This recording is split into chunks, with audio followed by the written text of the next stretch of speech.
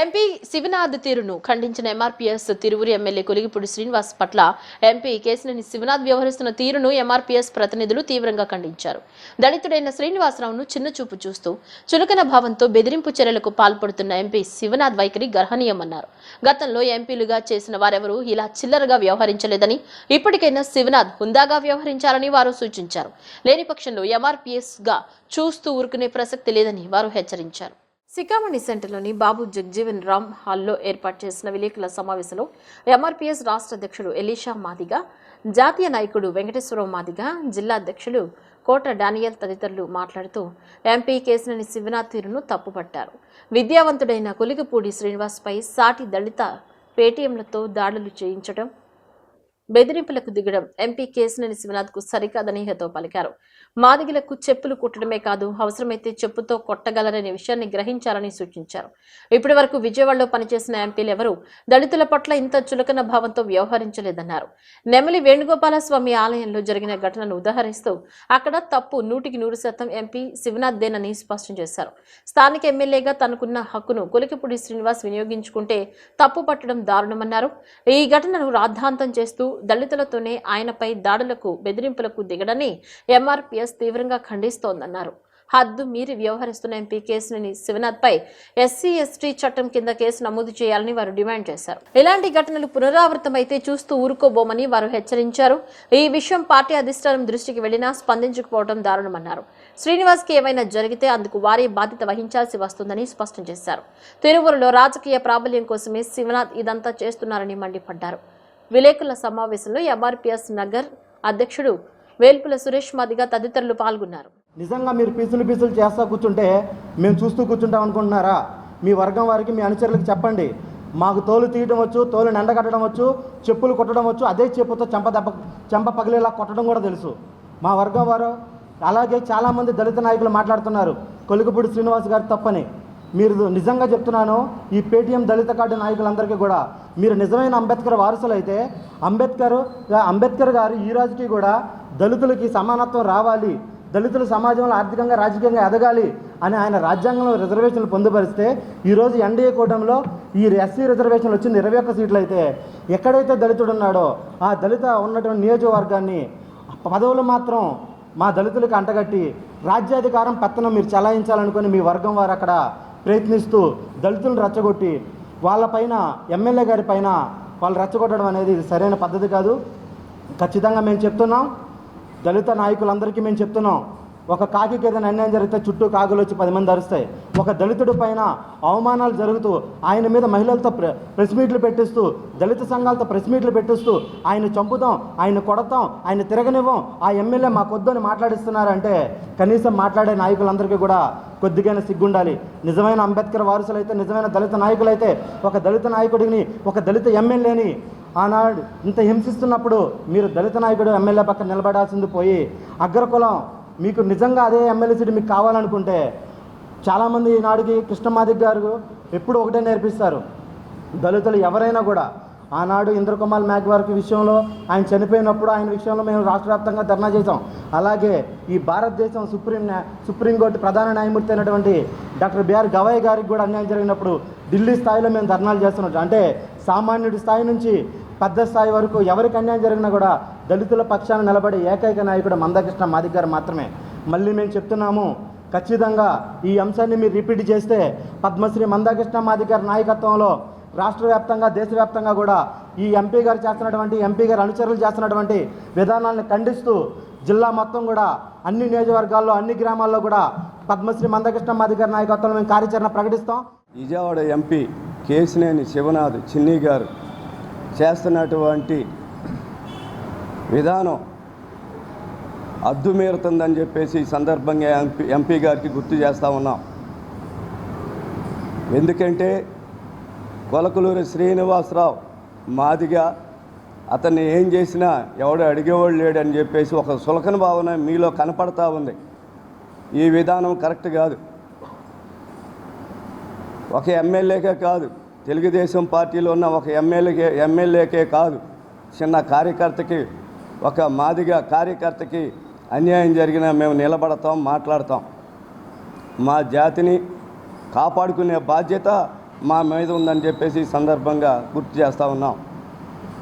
ఇప్పటి వరకు జరుగుతున్నటువంటి సంఘటనలు అది పార్టీ పరంగా జరుగుతుంది, పార్టీ చూసుకుంటుందిలే అని చెప్పేసి మేము మౌనంగా ఉన్నాం.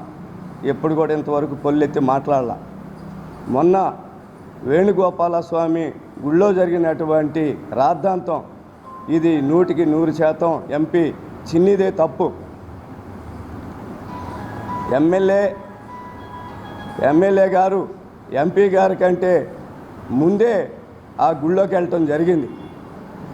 ఆయన వచ్చినా రాపోయినా నేను వెళ్ళాను కదా, లేదో నా కార్యక్రమం నేను చేస్తాను అనుకుంటే ఎంపీ రాకముందే ఆయన ఆ వేణుగోపాల స్వామికి ఫస్ట్ వస్త్రాలు సమర్పించేవాడు. కానీ అట్లా కాదు, ఎంపీ గారు కూడా వస్తున్నాడు, మరి ఆయన వచ్చిన తర్వాత చేయాలనే గౌరవంతో, ఎంపీ గారి మీద ఉన్న గౌరవంతో ఎంపీ గారు వచ్చేంత వరకు కూడా ఎమ్మెల్యే గారు అక్కడ వేచి చూడటం జరిగింది. అసలు ఫస్ట్ వస్త్రాలు స్వామికి ఎవరు ఇవ్వాలి, సమర్పించాలి, ఎమ్మెల్యేనే సమర్పించాలి. ఆ నియోజకవర్గంలో ఉన్న దేవాలయం కాబట్టి ఆ నియోజకవర్గ ఎమ్మెల్యేనే ఆ దేవుడికి పట్టు వస్త్రాలు సమర్పించాలి. ఎంపీ గౌరవంగా నిలబడాలి అంతే.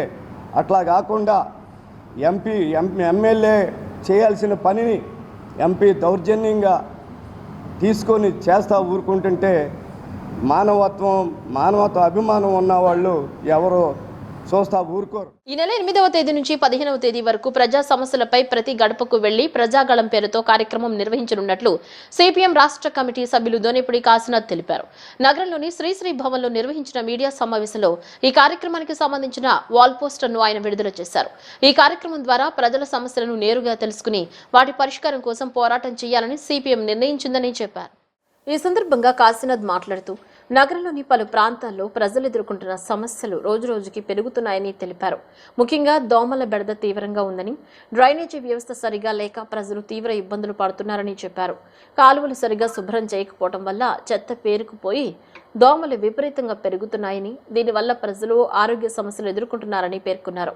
అదేవిధంగా కొండ ప్రాంతాల్లో నివసిస్తున్న పేద ప్రజలకు ఇప్పటికీ ఇళ్ల పట్టాలు ఇవ్వకపోవడం వల్ల వారు అనేక ఇబ్బందులు ఎదుర్కొంటున్నారని అన్నారు. సంవత్సరాలుగా అక్కడే నివసిస్తున్నప్పటికీ ప్రభుత్వాల నిర్లక్ష్యం వల్ల వారికి స్థిర నివాస హక్కులు కల్పించలేదని విమర్శించారు. అలాగే టిడ్కో ఇళ్ల సమస్యలు కూడా ఇంకా పూర్తిగా పరిష్కారం కాలేదని, ఇళ్లను నిర్మించినప్పటికీ చాలా మంది లబ్ధిదారులకు అవి అందటం లేదని తెలిపారు. కూటమి ప్రభుత్వం అధికారంలోకి వచ్చి 2 సంవత్సరాలు పూర్తవుతున్నప్పటికీ ప్రజలు ఎదుర్కొంటున్న ప్రాథమిక సమస్యలపై సరైన చర్యలు తీసుకోలేదని కాశీనాథ్ విమర్శించారు. ఎన్నికల సమయంలో ఇచ్చిన హామీలను ప్రభుత్వం అమలు చేయడంలో విఫలమైందన్నారు. ప్రజల సమస్యలను పట్టించుకోకుండా కాలం గడుపుతోందని మండిపడ్డారు. ఈ నేపథ్యంలో ప్రజల వద్దకు వెళ్లి వారి సమస్యలను తెలుసుకుని వాటిని ప్రభుత్వ దృష్టికి తీసుకెళ్లి పరిష్కారం కోసం ఉద్యమం చేపట్టడమే ప్రజాగళం కార్యక్రమ లక్ష్యమని ఆయన తెలిపారు. ఈ నెల 8 నుంచి 15 వరకు పార్టీ నాయకులు, కార్యకర్తలు ప్రతి కాలనీ, ప్రతి గడపకు వెళ్లి ప్రజల సమస్యలను నమోదు చేస్తారని చెప్పారు. అనంతరం వాటి పరిష్కారం కోసం సంబంధిత అధికారులకు వినతి పత్రాలు ఇవ్వడంతో పాటు అవసరమైతే ఆందోళన కార్యక్రమాలు కూడా చేపడతామని ఆయన స్పష్టం చేశారు. ఈ నెల 8వ తేదీ నుండి 15వ తేదీ వరకు గడప గడపకి సిపిఎం అని చెప్పనే పేరుతో ప్రజాగళం కార్యక్రమాన్ని విజయవాడ నగరంలో నిర్వహించబోతా ఉన్నాం. ఈ కార్యక్రమం ప్రజల దగ్గరికి వెళ్ళడం, సమస్యలు తెలుసుకోవడం, ప్రజా సమస్యల పరిష్కారానికి అనంతరం ఉద్యమాలు చేపట్టేటువంటి కార్యక్రమం ఇది. ప్రజాగళాన్ని వినిపించేటువంటి దానికి, ప్రజా సమస్యల్ని ప్రభుత్వం దృష్టికి తీసుకొచ్చేటువంటి దానికి ఇదొక వేదికగా ఈ కార్యక్రమాన్ని నిర్వహించాలని చెప్పనేది సిపిఎం తలపెట్టింది. అందుకనే ఈ ప్రజాగళం సమస్యని, కార్యక్రమాన్ని జయప్రదం చేయాల్సిందిగా మీ దగ్గరికి, ప్రజల దగ్గరికి వచ్చేటువంటి సందర్భంలో వ్యక్తిగత సమస్య కావచ్చు, సామాజిక సమస్య కావచ్చు, ప్రాంత సమస్య కావచ్చు, ప్రభుత్వపరమైనటువంటి విధానాలకు సంబంధించినటువంటి సమస్యలు కావచ్చు, ఏ సమస్య అయినా దృష్టికి తీసుకొచ్చి ఆ సమస్య మీద రోడ్లు ఎక్కితే తప్ప సమస్య పరిష్కారం కానటువంటి నేపథ్యంలో ప్రజాగళాన్ని వినిపించేటువంటి దానికి, ప్రజాగళం ద్వారా సమస్యలను ప్రభుత్వం దృష్టికి తీసుకొచ్చేటువంటి దానికి చేపట్టినటువంటి కార్యక్రమం నిన్ననే ట్రయల్ రన్గా విజయవాడలో ప్రారంభించాం. 8వ తేదీ నుండి అంతర్జాతీయ మహిళా దినోత్సవం సందర్భంగా సోదరీమణుల దగ్గరికి వెళ్ళినటువంటి సందర్భంలో గడప గడపకి మా దళాలు, మా కార్యకర్తలు వెళ్ళినటువంటి సందర్భంలో వచ్చినటువంటి అభిప్రాయాలను కనుక పరిగణనలోకి తీసుకుంటే గతానికి వర్తమానానికి తేడా ఏమిటని చెప్పనేటువంటిది ప్రజలు ప్రశ్నిస్తూ ఉన్నారు. గతం గతహ అని చెప్పనేటువంటిది అనుకుంటే వర్తమానానికి సంబంధించినటువంటి సమస్యల పరిష్కారానికి గత 2 సంవత్సరాల్లో జరిగినటువంటి కృషి ఏమిటని చెప్పనేటువంటిది ప్రజల నుండి ఎదురవుతూ ఉన్నటువంటి సమస్య. కొన్ని ప్రాంతాల వారీగా వాళ్ళు చెప్పినటువంటి సమస్యలు కనుక చూసినట్లయితే ఓవరాల్గా నగరంలో ఉన్నటువంటిది దోమల సమస్య, ప్రధానమైనటువంటి సమస్యగా దోమల సమస్య చాలా తీవ్రంగా ఉంది. రోడ్డు మీద ధూళి దుమ్ము లేగుతుంటేనే రోడ్లు కడిగిస్తున్నటువంటి ప్రభుత్వం దోమకాటుకి బలైపోతూ ఉన్నటువంటి విషజ్వరాల బారిన పడుతూ ఉన్నటువంటి ప్రజల సమస్యల్ని ఎందుకు పట్టించుకోవడం లేదని చెప్పనేది ప్రజలు అడుగుతూ ఉన్నారు. దీనికి సమాధానం చెప్పాలి. అదే కాదు, బాంబే కాలనీ, రాజరాజేశ్వరిపేట రిజిస్ట్రేషన్ల సమస్య పడావుగా పడి ఉంది. ఎప్పటికీ ఎన్నికలప్పుడు చెప్తారు ఒక్కొక్కళ్ళు ఎమ్మెల్యేగా పోటీ చేసినటువంటి వాళ్ళు ఇదిగో అయిపోయిందని చెప్పనని చిటికేసి ఇదిగో అయిపోద్ది మమ్మల్ని గెలిపించండి అని చెప్పనని గెలిపించి 2 సంవత్సరాలు అయింది. అంత ముందు లేదు, ఇప్పుడు లేదు. ఎందుకని రిజిస్ట్రేషన్ సమస్యను అట్లా పడావుగా పడేస్తున్నారని చెప్పి ప్రజలు అడుగుతూ ఉన్నారు. ఇక ఆర్యూబీ సమస్య సరే. అలాగే గొడవల ఫ్లైఓవర్, అది ఈరోజు సమస్య కాదేది. దాదాపు దశాబ్దాల పాటు ఒక 20-30 సంవత్సరాల కిందటి సమస్య అది.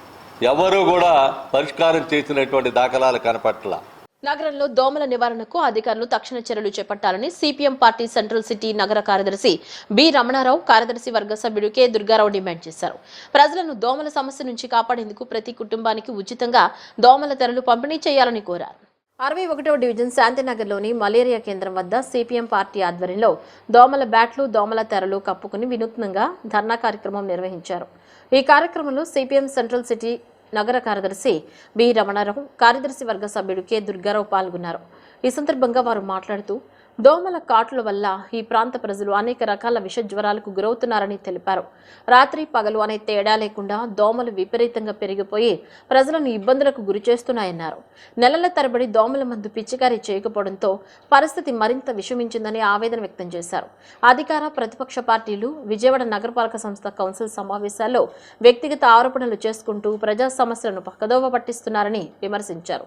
ఇప్పటికైనా ప్రజా ప్రతినిధులు, అధికారులు స్పందించి ఈ ప్రాంతంలో దోమల నివారణకు తక్షణ చర్యలు తీసుకోవాలని, ప్రతి ఇంటికి ఉచితంగా దోమల తెరలు అందించాలని డిమాండ్ చేశారు. దోమల బారి నుండి ప్రజలను కొట్టాలి, సైడ్ కాలువల్లో ఎమ్మెల్యే బయట కాయలను కొట్టాలి, సైడ్ కాలువల్లో ఎమ్మెల్యే బయట కాయలను కొట్టాలి, సైడ్ కాలువలో బయట కాయలను తీయాలి, రోజువారీ కాలువలను తీయాలి, చర్యలు చేపట్టాలి, దోమల నివారణకు కొట్టాలి, రోజువారీ సైడ్ కాలువల్లో మందును కాపాడండి, దోమల బారి నుండి ప్రజలను కాపాడండి, దోమల బారి నుండి ప్రజలను నశించాలి. అధికారుల నిర్లక్ష్య వైఖరి, ప్రజలను అనారోగ్యానికి గురి చేస్తున్న అధికారుల నిర్లక్ష్య వైఖరి. కొట్టాలి, రోజువారీ సైడ్ కాలువల్లో దోమల మందును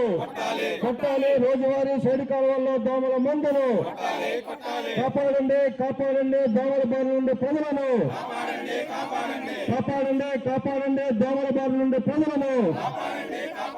అనారోగ్యానికి గురికాకుండా దోమల బారి నుండి ప్రజలను చేపట్టాలి. దోమల నివారణకు చర్యలు నశించాలి. పాలకుల అధికారుల నిర్లక్ష్య వైఖరి, దోమల నివారణకు చర్యలు చేపట్టాలని అధికారులు సైడ్ కాలువల్లో దోమల మందును కొట్టాలి, రోజువారీ సైడ్ కాలువల్లో దోమల మందును కాపాడండి, దోమల బారి నుండి ప్రజలను. కూటమి పాలనలో అన్ని రంగాల్లో విధ్వంసమే కనిపిస్తోందని మాజీ మంత్రి శైలజనాథ్ విమర్శించారు. ఏ రంగంలో చూసినా అంతా విధ్వంసమేనన్నారు. చంద్రబాబు రాష్ట్రాన్ని అప్పుల కుప్పగా మార్చేశారన్నారు. నిరుద్యోగుల జీవితాలను అన్యాయం చేశారని విమర్శించారు. వ్యవసాయ రంగాన్ని మరింత నాశనం చేశారని దుయ్యబట్టారు.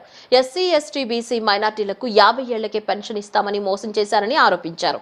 ఎస్సీ, ఎస్టీలకు వివిధ కార్పొరేషన్ల కింద ఇచ్చిన రుణాలను బేషరతుగా మాఫీ చేయాలని డిమాండ్ చేశారు. విధ్వంస పాలన అంటే అర్థం బాబు గారు అది మీ కూటమి పరిపాలన అన్న విషయం మీరు గుర్తుపెట్టుకోవాలి. అన్ని రంగాలలో కూడా విధ్వంసం జరిగిపోతా ఉంది. చాలా వేగంగా మీరు జరిపిస్తా ఉన్నారు. మీరు ఏదైనా తీసుకోవచ్చు. ప్రత్యేకించి ఆంధ్రప్రదేశ్ రాష్ట్రం వ్యవసాయక రాష్ట్రం అయితే ప్రస్తుతానికి వ్యవసాయ రంగం మొత్తం కుదేలైపోయింది, విధ్వంసానికి గురైంది అన్న విషయాన్ని మీకు గుర్తు చేయాలి. నేను మొక్కజొన్నలు 2400 రూపాయలు మద్దతు ధర అయితే 1600-1700 కొనేవాళ్ళు లేక ఎక్కడికి పడితే అక్కడ అమ్మేసే కార్యక్రమాన్ని చూస్తా ఉన్నాం. మూటలు వేసుకుని మా రోడ్ల మీద ఉన్నాయి, మీరొచ్చినా మీ వ్యవసాయ శాఖ మంత్రి వచ్చినా చూపిస్తాం. అట్లాగే శనగలు పాపం కోల్డ్ స్టోరేజ్ లేక పంపిస్తా ఉన్నారు. గల్ఫ్ యుద్ధం పుణ్యమా అని అరటి రైతు ధర కోల్పోయి అరటికాయలు ఏం చేసుకోవాలో అర్థం కాని పరిస్థితుల్లో ఉన్నాడు. అట్లాగే మీ ప్రభుత్వం బడ్జెట్ లో ఇచ్చిన 500 మార్కెట్ ఇంటర్వెన్షన్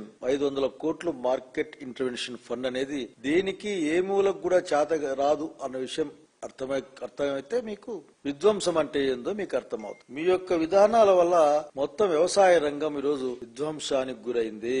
ఇది నేను చెప్పే మాట కాదు, బహుశా మీకు కూడా మీ ఆఫీసర్లు చెప్పి ఉంటారు. కాకపోతే మీకు దాని పట్ల మక్కువ లేని కారణాన మీరు దాన్ని పట్టించుకునే పరిస్థితులు లేరు. అట్లాగే ఈ రాష్ట్రంలో నిరుద్యోగుల యొక్క భవిష్యత్తు గాని వాళ్ళ జీవితం గాని చాలా అన్యాయంగా తయారవుతున్న సంగతి మీకు గుర్తు చేస్తా ఉన్నాను. మీరు దాదాపు లక్షలాది మంది వాలంటీర్లను తీసేసిన తర్వాత మీరు ఇస్తామన్న లక్షలాది ఉద్యోగాలు రాకపోగా కనీసం జాబ్ క్యాలెండర్ కూడా ముందుకు రాకపోతే ప్రతి ఒక్కరికి కూడా నేను 3000 రూపాయలు ఇస్తానని మీరు ప్రకటించారు. 3 సంవత్సరాలు అవుతా ఉంది నిరుద్యోగ భృతి 3000 రూపాయలు చొప్పున మీరు ఇవ్వాలి. అది కూడా దాదాపు 20 లక్షల మందికి ఇవ్వాలి. 3 సంవత్సరాల్లో మీరు ఇచ్చి ఉండాల్సిన డబ్బు ఎంతంటే దాదాపు 21,000 కోట్ల పైగా మీరు డబ్బులు ఇచ్చాల్సిన అవసరం ఉంది. కానీ మీరు వారి జీవితాల పట్ల గాని వాళ్ళ భవిష్యత్తు పట్ల గాని కేవలం ప్రకటనలే తప్ప వాళ్ళ జీవితాలు నిర్మించే కార్యక్రమం లేదు. వాళ్ళ కలల్ని మీరు ధ్వంసం చేస్తున్న సంగతి ఇక్కడ మీకు గుర్తు చేస్తా ఉన్నాను. అంతేకాదు ముఖ్యమంత్రి గారు ఎన్నికల్లో మీరు ఎస్సీ, ఎస్టీ, బీసీ మైనారిటీలకి 50 సంవత్సరాలు దాటితేనే ప్రతి ఒక్కరికి కూడా నేను డబ్బులు ఇస్తాను అని చెప్పారు. ప్రతి ఒక్కరికి ఏం భయపడద్దండి, మీరు ఎస్సీ, ఎస్టీ, బీసీ మైనార్టీలారా మీరు పని చేసి అలసిపోయి ఉంటారు కాబట్టి మీకు నేను పైసలు ఇస్తాను అని చెప్పారు. ఇది పెన్షన్ పేరు మీద. సరే, మీరు తీసిన పెన్షన్ల గురించి మళ్ళీ ఎప్పుడైనా మాట్లాడుకుందాం.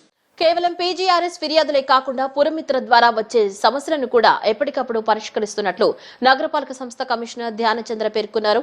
ప్రభుత్వం నిర్దేశించిన నిర్ణీత గడువులోపు నాణ్యమైన పరిష్కారం అందించడమే తమ లక్ష్యమని స్పష్టం చేశారు. సోమవారం నగరపాలక సంస్థ ప్రధాన కార్యాలయంలోని కమాండ్ కంట్రోల్ రూమ్లో ప్రజా ఫిర్యాదుల పరిష్కార వేదిక నిర్వహించారు.